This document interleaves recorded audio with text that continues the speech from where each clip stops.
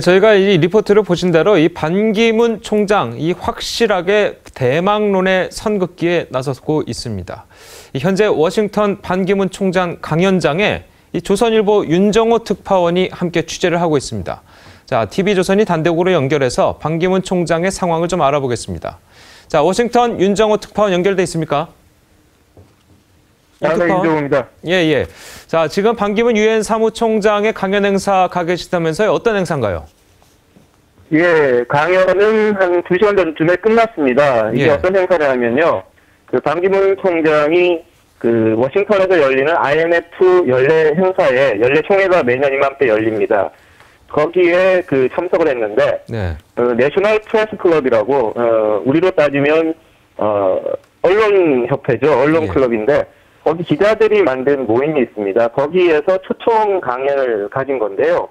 이 행사에서 여러 가지 유엔 관련 이야기들을 한 겁니다. 자, 그러면은 이제 뭐 유엔 사무총장 자격으로 간 거니까 이 국내 현안과는 좀 거리가 있는 주제가 아닐까 싶은데 이 북한 인권 얘기가 잠깐 나왔다면서요? 네. 그 반 총장 연설에서는 주로 뭐 기후 협약이나 그 시리아 사태 그리고 중동 사태, 평화와 관련된 이야기들이 많았고요. 북한 인권과 관련한 이야기는 반 총장이 오늘 오전에 에드 로이스 연방 하원 외교위원장을 만났습니다. 그 자리에서 반 총장과 에드 로이스 위원장이 북한 인권에 대한 이야기를 했다고 로이스 위원장실에서 보도자료를 냈습니다. 반 총장 쪽에서는 여기에 대해서 뭐 특별한 자료를 낸 건 아니고요. 로이스 위원장이 이와 관련해서 북한 인권 문제가 심각하고 이 문제에 대해서 유엔과 기타 소방국들이 앞장서서 해결해야 된다. 그리고 끝까지 이 문제에 대해서 주목을 하고 또 개선을 해야 된다. 이런 이야기를 했다는 그런 취지입니다. 예, 알겠습니다. 자, 이제 저희가 이제 아무래도 좀 여쭤볼 수밖에 없는 게 이 반기문 총장 이 대망론이 지금 한국에서는 지금 또 난리가 났는데, 자, 이 반 총장이 연설 말미에 부인과 손자와 시간을 보내고 싶다 이렇게 얘기를 했는데, 자, 이게 어떻게 보면 대망론의 쐐기를 박는 발언이다 이렇게 해석할 수 있을까요? 글쎄요, 뭐 미래에 대해서는 아무도 말을 할 수가 없겠습니다만 오늘 반 총장이 마지막에 좀 이런 성완종 전 의원 사건 등과 관련해서 좀 뉘앙스를 풍겼다고 할까요?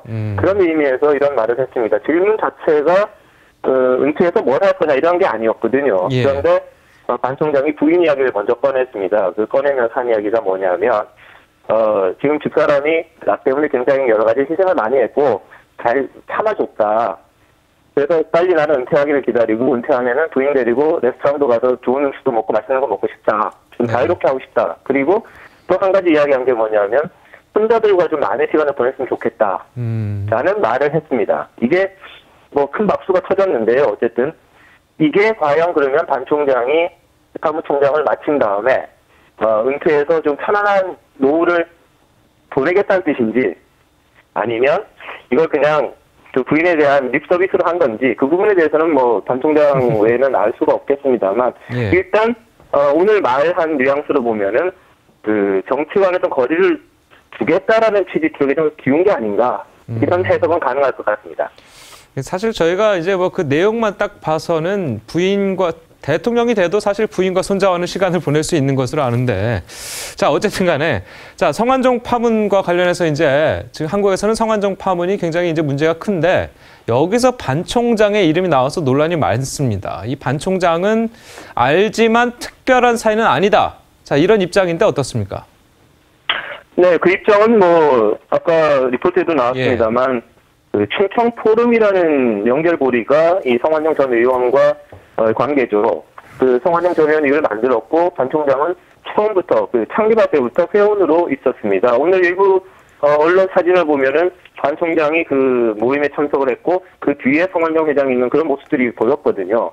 근데 아시겠습니다만 그 성완종 전 회장 같은 경우는 굉장히 충청도에서 발이 넓은 분이고요. 반기문 총장도 그에 못지않게 발이 굉장히 넓은 공무원이라고 할 수 있습니다. 그럼 그 두 분이 어떤 모임이 있다 그럴 때 철도가 안 할 이유가 없는 거고요. 그러다 보면은 친분관계가 어느 정도인지 모르겠습니다만 서로를 알 수밖에 없는 상황이겠죠. 그렇지만 반 총장의 말로는 그 행사했을 때 가서 만난 사이지 뭐 별도로 만난 건 아니다. 이렇게 말을 한 거 아니겠습니까? 그리고 특별한 사이가 아니라고 이야기했는데 많은 사람들이 좀 또 눈을 돌려야 될 건 뭐냐면 그 동생분이 거기에 경남기업에 있다는 거. 그렇죠. 그 부분을 또 도외시할 수는 없을 것 같습니다. 제가 알기로는 반 총장 가족들이 굉장히 그 형제 간에 우애가 있다고 저는 들었거든요. 네. 그런 부분들을 생각한다면 반 총장이 아무래도 그 경남기업과의 관계가 전혀 없다. 뭐 이렇게 볼 수, 그러니까 기업과의 관계는 없겠습니다만 동생이 있는 회사고 그렇다면 아 거기 있는구나. 그리고 회장이 누군가 보다 아 나도 그분 행사에 많이 갔었지라고 했다면은 뭐 그런 일반론적인 관계에서는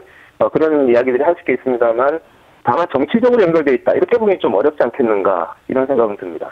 예, 아무래도 이 성완종 전 의원 같은 경우에는 그냥 무조건 그 반 총장의 동생을 그냥 모르고 기용하지는 않았을 것 같은데 어찌 됐든 간에 이 성완종 파문으로 이제 정말 한국 발칵 뒤집어졌습니다. 자, 이 미국의 현지 교민 분위기는 어떻습니까? 이 파문을 보는. 네, 뭐 교민들도 굉장히 충격적으로 보고 있죠. 어떻게 그 총리까지 연관된 그런 안 좋은 사건이 또 터질 수 있느냐. 그런 것 때문에 뭐 오늘이 어제가 그러니까 세월호 일주기 아니었습니까? 예. 그 세월호 사건에 이어가지고 또 다른 이런 뇌물 사건이라든지 그 안 좋은 사건이 터지면서 굉장히 좀 뭐 낙망하는 그런 낙담하는 그런 상황이 된 건 사실입니다. 그렇지만 또 뭐 일부 그 미국 분들을 만나서 좀 이야기를 해보면은 그쪽도 굉장히 놀라워해요. 한국이 그래도 많이 발전했다고 하는데 아직까지 이런 사건이 있구나라고 말을 합니다. 그런데 한 가지 위안을 삼자면 미국에도 여전히 그 상원 의원 하신 분이 뭐 독직 사건으로 또 기소도 되고 그런 상황이니까 네. 글쎄요 뭐 그 민주주의나 이런 제대로 된 사회로 가는 길이 아직까지는 참 힘들구나라는 느낌을 여기서도 받게 됩니다. 예, 알겠습니다. 자, 윤 특파원 연결 고맙습니다. 지금까지 조선일보 워싱턴 특파원 윤정호 특파원과 이야기 나눠봤습니다.